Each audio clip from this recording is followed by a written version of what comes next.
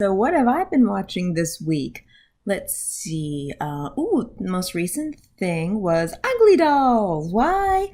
I got a movie ticket, but I got there too soon, so I went into the next theater on the side. I refused to see Aladdin, so I went to see at least the middle part of Uglydolls. And you know what? It's as terrible as predicted. Wow, the dialogue's bad, the voice acting is pretty bad. The animation, the animation is fine, which makes me actually upset that it's wasted on such a bad movie. Oh, and the singing. Okay, no, the voice acting is not great, but they hired real, genuine artists and singers to do these characters, and it is such a waste. I mean, God, I was like really feeling the songs because of how well they sang.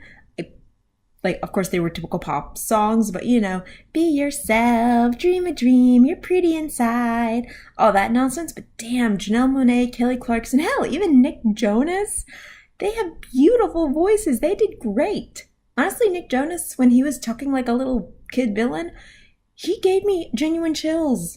He did. Like, good for him, man. Janelle Monáe, when I recently found out that you were going to replace Peggy Lee and the Lady and the Tramp remake, I was actually kind of excited that you were going to do it. It's kind of like the Disney Mania thing, back in the 2000s when they took pop singers and had them re-sing Disney songs. That is that to me, okay? You re-singing Peg's song, He's a Tramp, sounds wonderful to me. You rewriting the Cat song, that sounds great. I would listen to that. I don't care about the movie. I just want to see her take on that. That sounds adorable. Uglydolls, waste of time. I genuinely like the music, but it is so bad.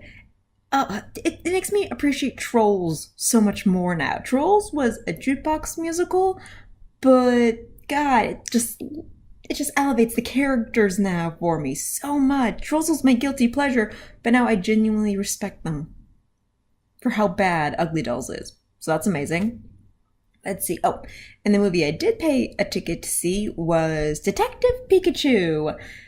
I mean, as a little girl who had a giant Charizard, like, plushie that was the size of me, my 6-year-old body, and I loved sleeping with that thing, that little girl inside watching a live-action Pokemon movie was very happy, was excited, was cheering on the Pokemon, and thinking, yes, yes, go Mewtwo, yes, oh my god, they're just Pokemon, they're hanging out, their owners are just petting them and giving them treats, that part I loved.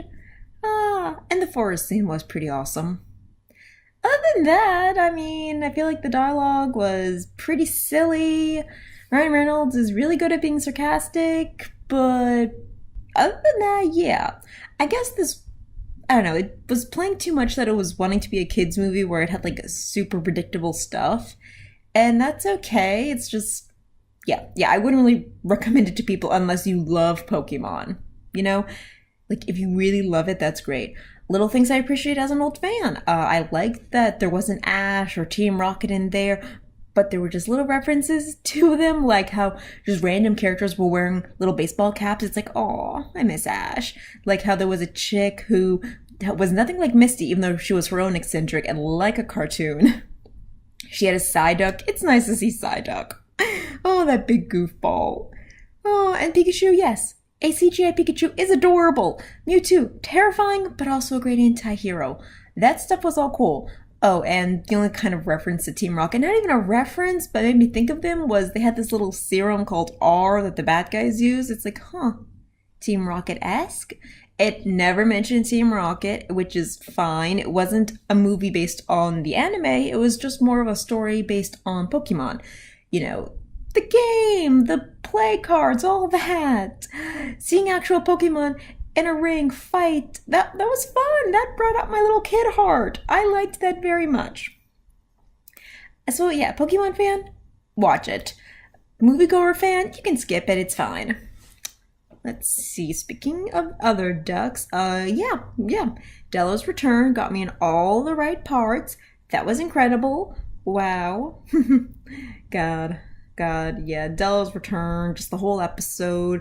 I honestly thought Della's big return was going to be way more, like, dramatic instead of angsty as it was. I thought it was going to be like, the big adventure where she's finally reunited, where everything's just exploding in the back. But no, Della made a spaceship, she got to her family. It was hard, she did it. Getting there is still hard because even though Della loves her kids, like with all of her heart, her just mom love is so strong, she didn't really get to mature on the moon all by herself, so yeah. Yeah, it's a little tricky, but it is nice to see her. And let's see. I really like the Webby episode where she has a sleepover and it's really just her, Beakley, Launchpad, and Webby's friends. Like, the boys and Scrooge aren't there, they're mentioned, but they're not there, and they really pull it off, okay? This is one of those times where the reboot is completely its own show, and it's strong, and it's funny, and it's weird, and I like it very, very much. And yeah, I totally relate to Launchpad's love of Darkwing Duck because I love Darkwing Duck. I have not seen the Darkwing Duck episode yet because I am scared. I heard great things, I read the spoilers about it, but Darkwing Duck was my thing. I liked it as a kid. I rewatched it when I was 16 and fell in love with it all over again. So I'm scared to even go near it.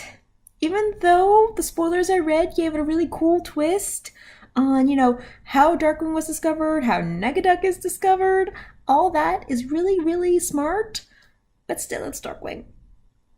And yeah, I like that they changed up the characters, but one character that is precious to me that I'm excited to see and also a little nervous will be Morgana Macabre.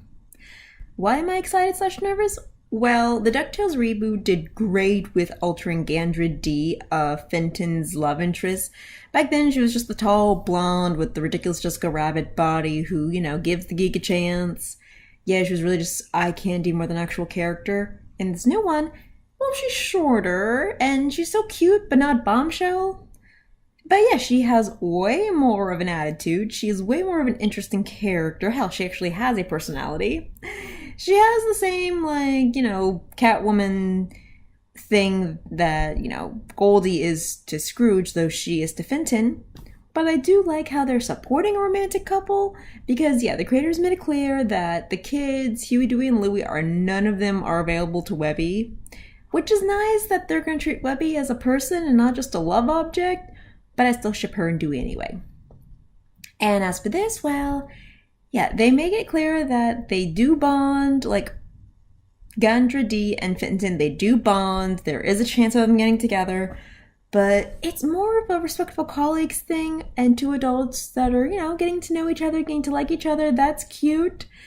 That's cute. I'm just hoping that there will be some moments, because the last episode with Goldie was not romantic with her and Scrooge at all. Honestly, it was more like brother and sister fighting. So anyway, my concern is that, yeah, the hints say that Launchpad and Drake are going to be more of a couple in it. And if you saw the original show, that makes absolute sense. I mean, they're basically the two dads just raising Goslin. And I can already see a beautiful episode where, they're together and they want to adopt a kid and they adopt Goslin together and they are both her daddies, and that's adorable. That really is. And if you watch the show, it's accurate to it while also still being upfront about it. But still, I liked Morgana as Darkwing's love interest. They had great chemistry. Okay? But there is more to Morgana's character than her just being a love interest. Even though Drake and Launchpad kind of breaks that ship and makes me a little sad, Morgana is still an interesting enough character to do on her own. God. There are lots of horror movie references since then, though nothing really beats her classic, Morticia, Lily Monster sort of thing. And Morgana's character is more of she's a businesswoman and she's also a witch, okay? She will do things logically. She'll use magic to cut corners, but she's smart. And she's calm under pressure, unless her boyfriend says something stupid, then she'll zap the hell out of him. That was fun. So I'm hoping they keep the parts I like about Morgana, while adding something new and richer to her character.